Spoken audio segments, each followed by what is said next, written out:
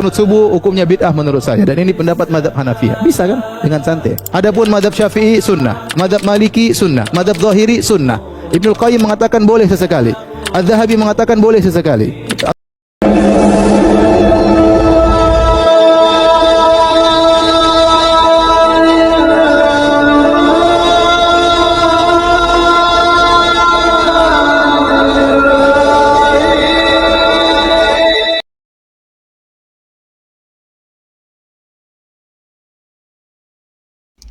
Assalamualaikum warahmatullahi wabarakatuh. Bismillah, alhamdulillah, wassalatu wassalamu ala rasulillah wa ala alihi wa sahbihi wa man tabi'ahu wa mawalah, amma ba'du. Bapak Ibu bersama sahabat Cahayati yang dirahmati oleh Allah, alhamdulillah di kesempatan kali ini kita jumpa kembali di channel YouTube kami Cahayati 80. Mudah-mudahan kita semua senantiasa mendapatkan taufik dan hidayahnya, mendapatkan limpahan rahmat dan nikmatnya, dimudahkan segala urusannya dan dilancarkan rezekinya, serta dikabulkan hajatnya, amin ya rabbal alamin. Sahabat Cahayati yang dirahmati Allah, kita telah menonton cuplikan video ceramah dari Ustadz Firanda. Dari cuplikan video tadi itu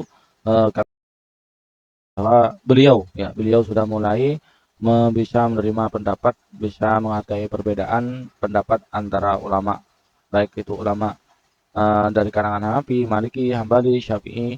Itu alhamdulillah, dan mudah-mudahan saudara kita Salafi yang lain bisa meniru beliau, bisa mengikuti jejak beliau, sehingga terjadilah kerukunan antar umat Islam.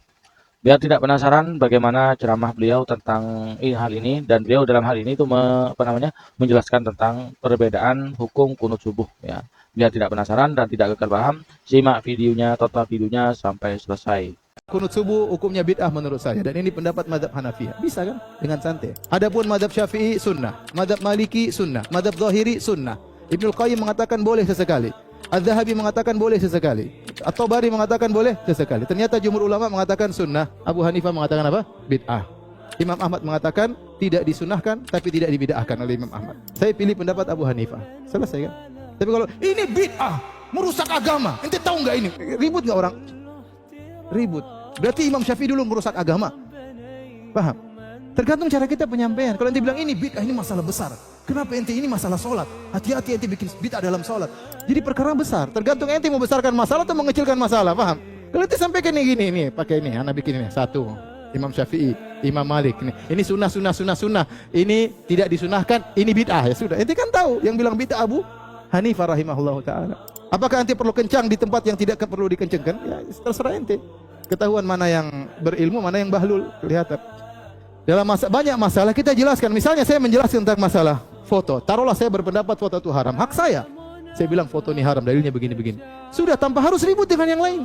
Karena saya tahu dia tidak mengikuti hawa nafsu. Dia punya dalil. Jangan sampai kita menggambarkan setiap orang menyelisih kita pasti mengikuti hawa nafsu. Nggak boleh. Dia punya dalil, dia punya ulama, terus kita gambarkan seakan-akan dia mengikuti apa? Hawa nafsu, sehingga kita merendahkan dia, kita ajak murid-murid kita untuk menghina dia. Ini nggak benar seperti itu. Ini bukan cara ahlu sunnah. Ya. Oleh karenanya kita harus belajar fikih khilaf itu ada. Apalagi kalau antum sudah belajar firaq. Ya.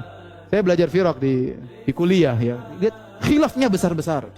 Maka saya lihat khilaf kecil-kecil bagi saya ringan. Jangan kita yang besar-besar kita nggak ngerti, yang kecil-kecil kita ributkan masalah itu. Ya nggak benar, khilaf tetap selalu ada, pandangan selalu berbeda-beda. Kita mengajak semua orang ikut kita, belum tentu sekarang kita saja terkadang berpendapat begini, besok kita berubah. Ustadz kita terkadang begini, bisa jadi dia berubah di kemudian hari.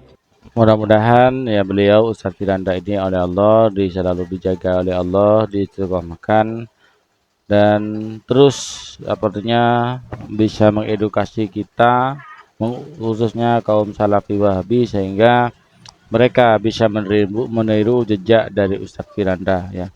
Kami tidak maksa orang Wahabi itu ikut NU, tidak ya. Yang penting sama-sama menghargai, sama-sama menghormati ya, bisa menghargai pendapatnya orang lain, itu sudah cukup. Sebagaimana Allah berfirman, wa'tasimu bihablillahi jami'an wala tafarraqu, itu ya. Mudah-mudahan video yang kami persembahkan pada kesempatan kali ini bermanfaat, menjadi tambahan ilmu, tambahan wawasan bagi kita bersama. Amin ya rabbal alamin. Kurang lebihnya mohon maaf. Assalamualaikum warahmatullahi wabarakatuh.